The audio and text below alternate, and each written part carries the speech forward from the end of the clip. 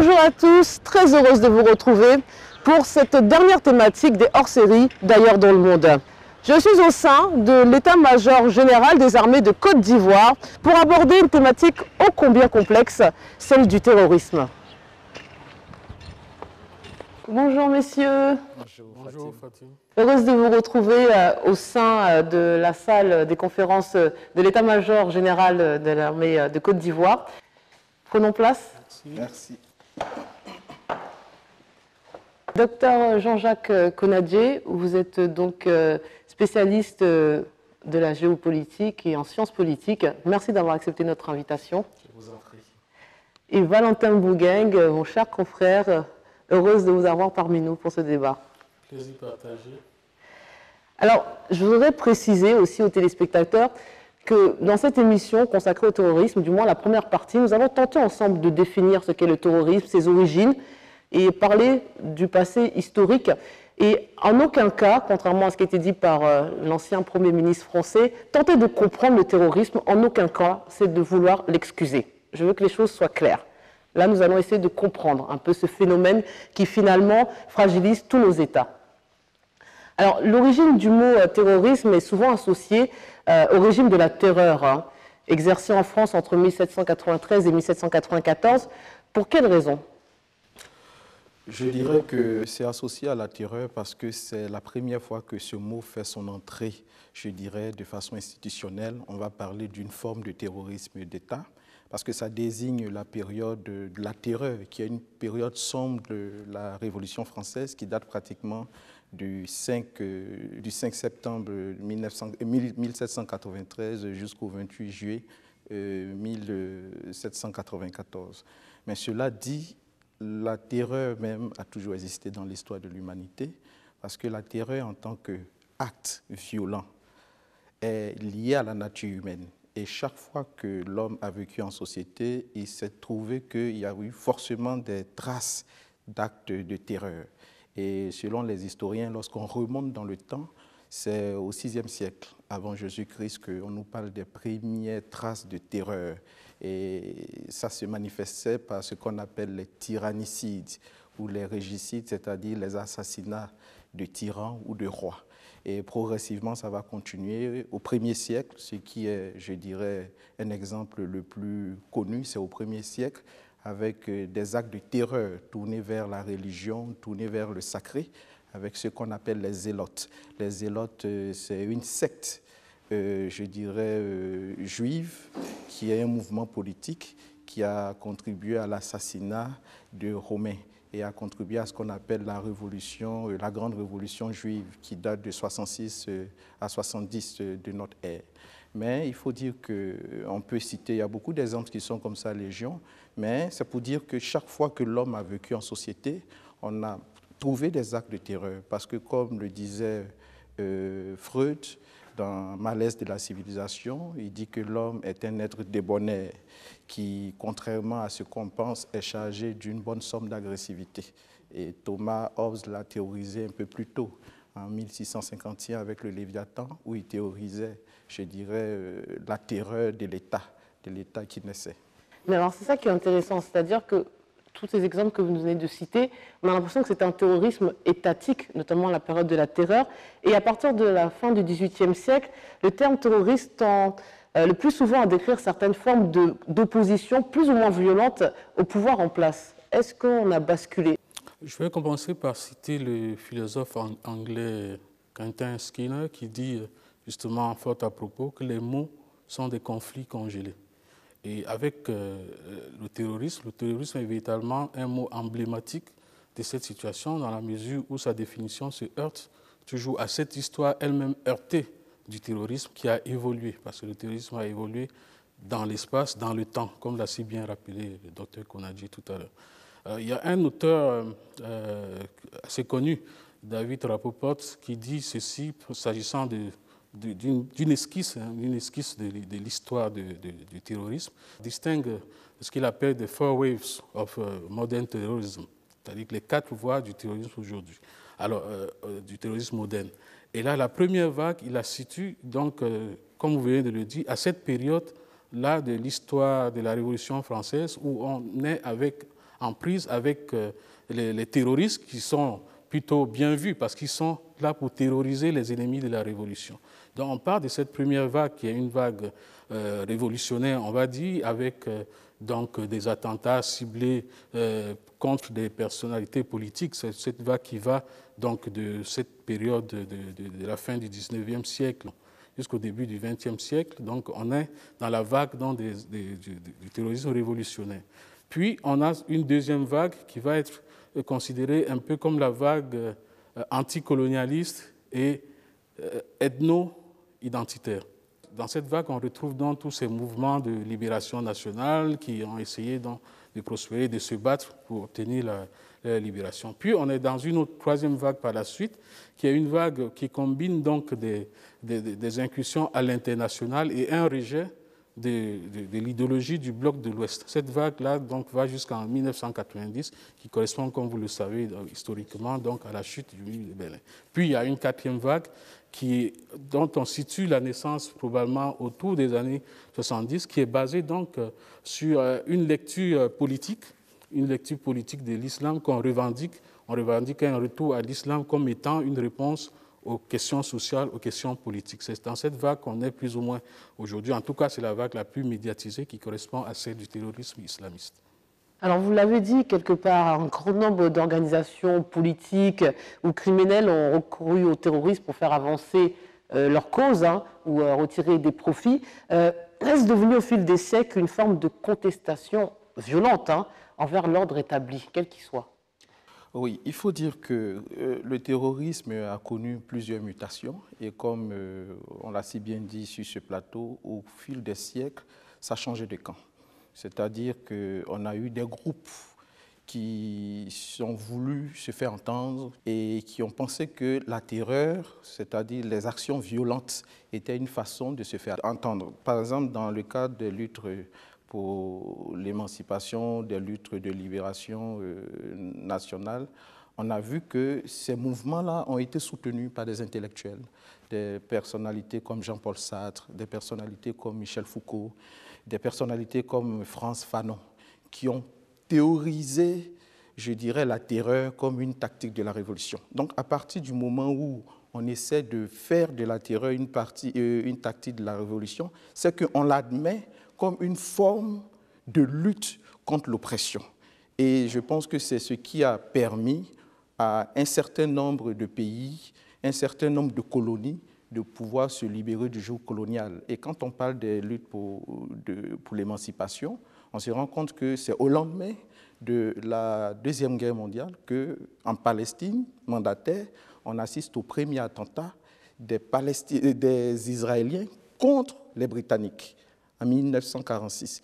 Et petit à petit, on verra que ça aura lieu en Algérie. En 1956, des attentats qui commencent parce qu'on entre dans une guerre pour l'indépendance. Et ça va se répandre un peu partout. Donc, vu sous cet angle, la terreur, c'est-à-dire les actes terroristes, à un moment donné de l'histoire, ont été considérés comme des formes de violence légitimes, parce que les oppresseurs estimaient que c'était la seule façon pour eux de pouvoir tenir tête ou bien de pouvoir se faire entendre, de pouvoir entrer aussi dans l'histoire. Et je vous le dis, lorsqu'on regarde aussi la notion de terrorisme, c'est une notion qui, au-delà de son caractère polysémique, est polémique. Parce que le terrorisme d'aujourd'hui n'est pas forcément celui de demain. On peut être terroriste aujourd'hui et être un héros demain. Mais donnons des exemples concrets. Je pense que vous parlez de Nelson Mandela, qui a été avec l'ANC sur la liste des terroristes pour tous les États, qui étaient recherchés et qui est devenu aujourd'hui un symbole de paix dans le monde entier. Effectivement, on peut parler de Nelson Mandela, on peut parler de la Deuxième Guerre mondiale en France, où tous ceux qui étaient résistants étaient considérés comme des terroristes par le gouvernement de Vichy. Le célèbre Jean Moulin, voilà, qui était peut-être un terroriste pour les Allemands. Jean Moulin, par exemple, et qui, jour au lendemain, ont été acclamés au moment de la libération. Voilà. Donc, il y a quand même une constante du terrorisme, c'est l'usage indiscriminé de la violence, qui est meurtrière à l'égard des civils, aussi des forces de l'ordre, on en parlera après.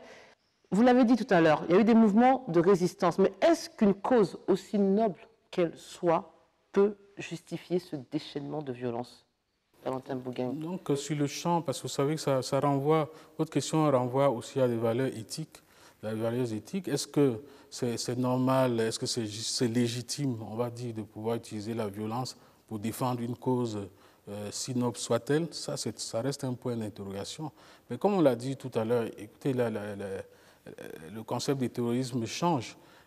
C'est un concept changeant. Vous avez le terroriste de l'un et le combattant de la liberté de l'autre.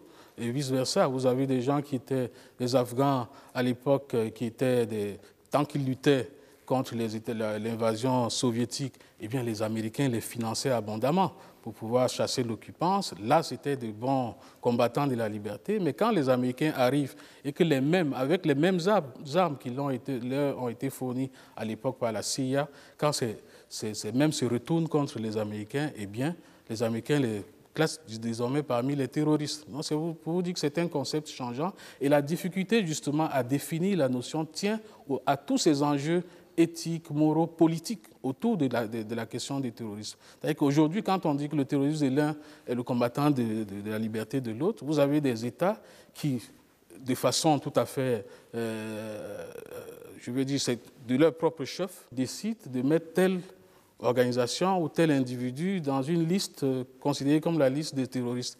Et cette liste aussi est changeante parce que plus tard, quand ils ont besoin de ces personnes, eh bien, la terreur change de camp. Et c'est toute cette gymnastique politique, tous ces enjeux géostratégiques, géopolitiques qui s'entremêlent, qui rendent même la lutte contre le terrorisme difficile. Vous l'avez dit quelque part, hein, toute tentative de définition du terrorisme soulève la question de la légitimité de la violence et du droit à la résistance. On nous dit que seul l'État a le droit à la force légitime, mais quel est votre regard dessus? Il y a eu des tentatives de définition et il y a des chercheurs qui ont fait une étude qui ont dénombré 250 tentatives de définition de la notion de terrorisme. L'Organisation des Nations Unies qui a mis en place un comité d'études sur le terrorisme en 1996 jusqu'à aujourd'hui n'est pas parvenu à trouver une définition qui soit unanimement reconnue. Cela dit, la question de la légitimité de la violence s'inscrit aujourd'hui à l'ordre du jour dans les débats parce que dans la philosophie occidentale, dans la pensée occidentale, telle que l'État a été créé, tel que l'État est né, seul l'État détient le monopole de la violence légitime. Alors qu'on s'est rendu compte qu'il y a des groupuscules, qui ont été obligés de procéder par des actions de violence pour pouvoir, du jour au lendemain, devenir des États. Vous voyez? Donc aujourd'hui, c'est... Vous parlez des guerres d'indépendance? Les guerres d'indépendance, les guerres de libération nationale. On a vu plusieurs révolutions qui sont nées. On peut parler du cas de Cuba, qui est devenue une révolution mondiale, qui a été théorisée par Fidel Castro, repris par Che Guevara, qui a lancé un appel à la révolution mondiale. Parce que lorsque le monde était bipolaire, on s'est rendu compte que du côté du bloc soviétique, la violence était légitimée. Et on disait même que c'était par la violence, et je reviens encore à Jean-Paul Sartre, à Frantz Fanon, qui ont dit dans Les Damnés de la Terre, un ouvrage qui est sorti en 1961, traduit en 15 langues, qui a dit, et dans cet ouvrage, que la seule façon pour le coloniser, ou bien pour l'oppresser, de pouvoir s'émanciper, c'était la lutte armée. Et ça a été repris en 1966. Des gens comme Fidel Castro, à une conférence tripartite, ont théorisé et prophétisé l'appel, je dirais, à une révolution mondiale. Donc, vu sous cet angle, à un moment donné de l'histoire, la violence, même aux mains des groupuscules, dans l'optique de s'émanciper, a été, en guillemets, légitimée. D'accord. Mais de nos jours, l'usage du terme terrorisme, on a l'impression qu'il sert quand même aussi d'argument accusateur. À lui seul, il délégitime la personne qu'on accuse de terroriste et l'acte lui-même, qui est considéré peut-être comme le crime le plus, on va dire, le plus grave contre la personne, contre un individu. Est-ce que certaines personnes ne profitent pas de ce mot fourre-tout, un peu valise, pour justement disqualifier une autre partie de l'humanité dans les débats, quels qu'ils soient. Vous l'avez dit, Fatim, c'est-à-dire que la difficulté à cette floraison de définitions du terrorisme aussi concurrentes les unes que les autres, cette floraison est due à un simple fait, c'est justement la tension permanente qu'il y a entre la violence légitime et le droit à la résistance des autres. C'est une tension permanente et la violence est installée au cœur des activités quotidiennes dans notre monde. Il y a une montée spectaculaire de la violence depuis tant d'années et qui fait croire qu'il y aura même, je parlais des quatrième vague, je me suis arrêté à la quatrième vague tout à l'heure terroriste, qui laisse penser qu'il y aura une cinquième et autres, parce qu'on est de plus en plus dans des schémas où, après la chute du mur de Berlin et le triomphe, entre guillemets, donc, du libéralisme politique comme économique, après tout ceci qui a été considéré par certains comme la fin de l'histoire, et bien des autres se battent pour remettre en cause donc, le diktat libéral aujourd'hui. C'est-à-dire que le bloc de l'Ouest s'est effondré, mais d'un côté, les États-Unis ont cherché à remplacer donc l'ennemi commun qui était l'ennemi soviétique, russe et autres, on s'est cherché à le remplacer donc, par le nouvel ennemi islamiste. Donc, et du coup, avec les différents stratèges américains, ils ont commencé à concevoir des stratégies, comment faire donc, pour, soi-disant, exporter le modèle libéral dans ces pays. Et dans ces pays, naturellement, les autres se battent également dans ces pays, généralement les pays du monde arabe, se battent donc contre ce modèle qui leur est imposé et retrouvent donc des accents de lutte nationaliste des débuts du 19e siècle, en tout cas de la seconde moitié du 20e siècle. Alors on est dans ce schéma-là et aujourd'hui, c'est difficile de... Véritablement, la légitimité de la violence. On a dit c'est l'État. Bon, on a vu aussi au démarrage donc, de ce thème du terrorisme que c'était plus ou moins un terrorisme d'État. Mais aujourd'hui, c'est utilisé également par les États. Le thème est utilisé par les États pour pouvoir terroriser les autres. Vous avez des États qui se disent très démocratiques, mais qui sont spécialistes de l'usage de la terreur, au nombre desquels ceux qu'on cite aujourd'hui parmi les premières puissances, les premières démocraties au monde, pour ne pas les citer les États-Unis, qui généralement, avec leur stratégie d'exporter leur modèle à l'extérieur de leurs frontières, eh bien, alimente le ressentiment et crée dans la société donc autant de frustration et qui alimente également donc la constitution des réseaux terroristes ou djihadistes aujourd'hui. Est-ce que la réponse des États sur le plan militaire et des organisations internationales n'a pas juste un effet dissuasif ou est-ce qu'au contraire, ces opérations font reculer le terrorisme d'une manière significative? Je dirais que ça dépend des cibles et il faut prendre en compte un certain nombre de paramètres. Le terrorisme, c'est une nouvelle guerre et c'est une guerre qui est dite asymétrique. Alors que nous avons des armées partout dans le monde qui sont formées pour des guerres dites conventionnelles, où on a affaire à un champ de bataille bien délimité. Quand bien même que ce soit souvent des guerres civiles, quand une armée intervient, on essaie de repérer les groupes armés. Aujourd'hui, le terrorisme a la particularité d'employer des personnes qui sont partout, à la fois partout et nulle part. Ça, c'est de un.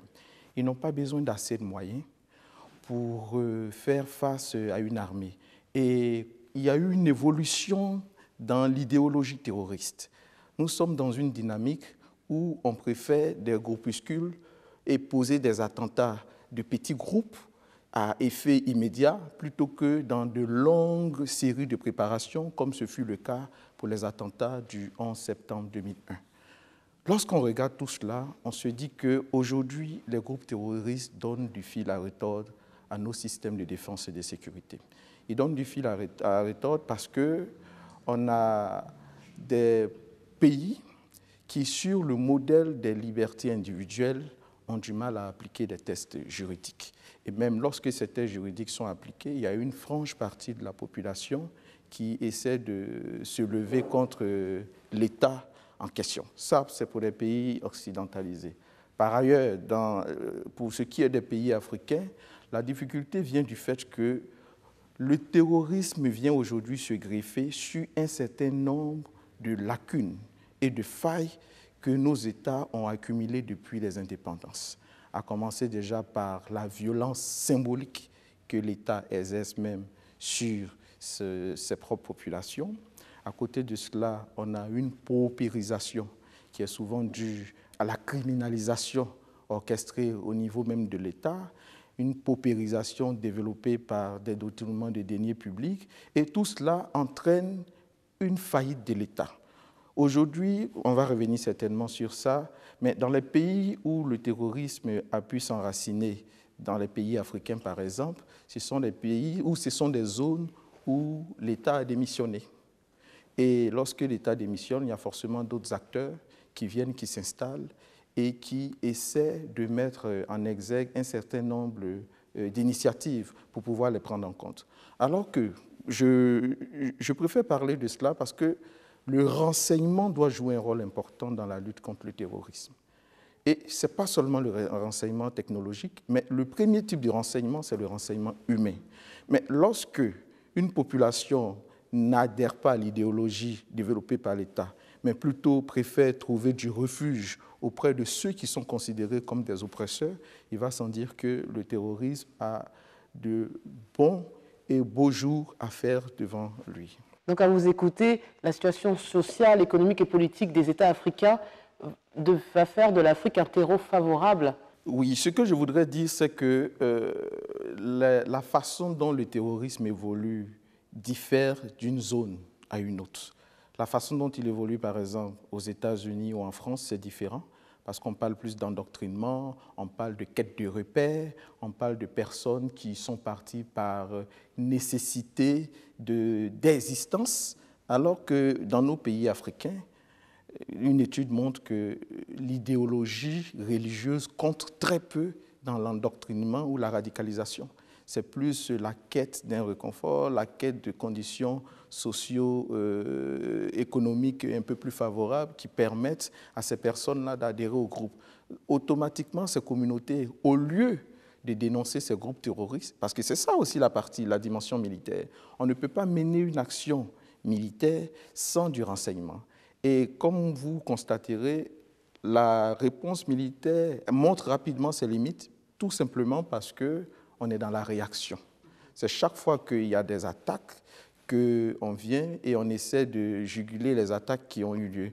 Or, si les populations contribuaient au renseignement, on aurait pu mettre l'accent sur la prévention. C'est ce que je voulais dire en fait. Je veux qu'on revienne sur la perception sur le continent, enfin en tout cas en Occident, la réponse juridique, il le disait à l'instant.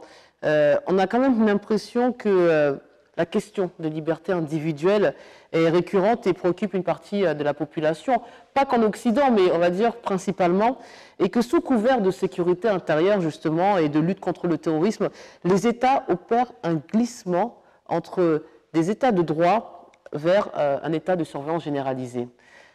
Qu'en pensez-vous? Est-ce une crainte légitime de la part des populations? Oui, disons que le terrorisme a ceci de particulier en Europe, qu'il vient s'installer dans des pays qui sont considérés comme de grandes démocraties et qui y tiennent, qui aiment bien à dire que ce sont des pays de grandes libertés, notamment des libertés individuelles. Or, la lutte contre le terrorisme exige parfois de restreindre ces libertés. Et ce n'est pas toujours au goût des populations qui se disent que leurs libertés sont désormais surveillées ou en tout cas restreintes d'une manière ou d'une autre. C'est ça la tension qu'il y a en Europe généralement, qui empêche donc généralement la lutte antiterroriste basée sur le droit de se faire comme il se doit. Parce que là, le terrorisme a bien pu profiter des failles, donc des systèmes libéraux occidentaux, pour pouvoir s'intégrer, utiliser en fait les arguments de l'état de droit pour mieux le combattre. C'est dans ce schéma que nous sommes en Europe. Utiliser les failles de toutes les libertés que donne la Constitution, la liberté d'aller et venir, la liberté de consulter, d'aller sur Internet, de consulter le site que l'on veut, de faire ce qu'on veut plus ou moins. C'est en passant par ces interstices de liberté qui font florès en Europe. Donc les terroristes se basent, c'est par là qu'ils passent pour justement rendre la lutte contre le terrorisme malaisée pour les démocraties. Pour renchérir ce qu'il était en train de dire, il faut dire qu'à partir du moment où les questions, surtout l'attentat du 11 septembre, a fait basculer le monde dans un nouveau paradigme. Il faudrait que nos États, nos populations comprennent que le terrorisme a changé notre mode de vie. Et une fois qu'on se met en tête que ça a changé notre mode de vie, nous sommes obligés de faire avec. Parce qu'on est dans un contexte où on a des ennemis qui sont en avance et qui étudient tous les failles de nos systèmes avant de pouvoir opérer. Et si nous voulons les rattraper, nous devons aussi faire en sorte que cette liberté-là ne soit pas certainement liberticide, mais qu'on puisse quand même lui mettre quelques garde-fous. Il faut faire des sacrifices, vous pensez que c'est un peu égoïste comme comportement de vouloir... C'est le juste milieu qu'il faut trouver. Parce que comme dit M. Konadji, à juste titre, eh bien, eux, ils sont en avance. Les terroristes, ils ont pu profiter des failles, mais par contre, les États sont toujours restés en arrière. C'est ce qui complique la lutte, en fait. On parle de lutte asymétrique. Au départ, c'était au détriment des groupes terroristes qui sont obligés d'utiliser l'arme du pauvre. Mais aujourd'hui, c'est asymétrique aussi parce que les terroristes profitent des failles. Et comme nous, au niveau des États, on n'a pas perçu encore la dimension véritablement qu'ont apporté les attentats du 11 septembre, on n'a pas encore compris que le monde a changé et qu'il faut faire des sacrifices pour le faire, eh bien, on est encore dans une phase de lutte qui ne correspond plus au développement des groupes terroristes qui savent désormais ce qu'il faut, notamment aujourd'hui. Vous savez que le phénomène terroriste aujourd'hui puise beaucoup dans la communication de masse. Aujourd'hui, c'est l'arme redoutable, la plus redoutable même, on va dire, parce que l'une des caractéristiques du terrorisme, c'est de frapper les esprits. Parfois, ce n'est pas la cible elle-même qui importe, la cible importe moins que l'effet, le retentissement que l'acte va avoir au niveau mondial. Notamment à cause de la médiatisation. Exactement. Et ils utilisent donc les médias comme il se doit pour pouvoir y parvenir. Maintenant, en face, qu'est-ce qu'on fait pour contrer cela? On est encore très réservé au niveau des États pour combattre certains sites Internet. En Occident, on va dire non, c'est la liberté. Fermer tel site, ça, c'est contre les libertés. Or, c'est de ces sites-là que les autres se servent pour pouvoir faire leur propagande, recruter, aider à la radicalisation des personnes et même parfois trouver les formules pour fabriquer les explosifs toujours aussi dangereux. Écoutez, c'est la fin de cette émission, du moins la première partie. Messieurs, merci pour tous vos éléments de réponse. On se retrouve la semaine prochaine pour parler du terrorisme, mais plus précisément du djihadisme, son origine, et puis finalement la manière dont il s'infiltre dans tous les États modernes. Merci infiniment encore une fois, messieurs. merci aussi au ministère de la Défense qui nous a permis de faire cette émission dans ces lieux. Et je vous dis à la semaine prochaine. Bonne suite des programmes sur RTI 1.